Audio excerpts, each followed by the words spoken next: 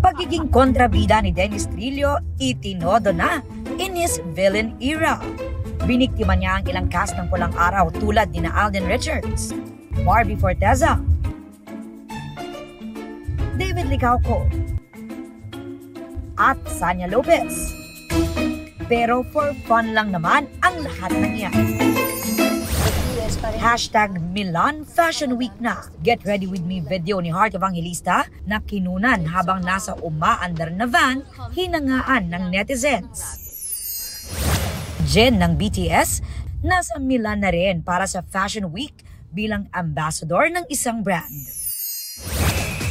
Herlene Budol nagpakwela habang naka-Santa costume, viral na.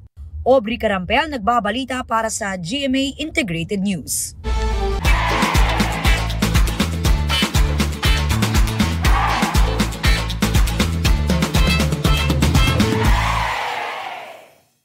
Huwag magpahuli sa mga balitang dapat ninyong malaman. Mag-subscribe sa GMA Integrated News sa YouTube.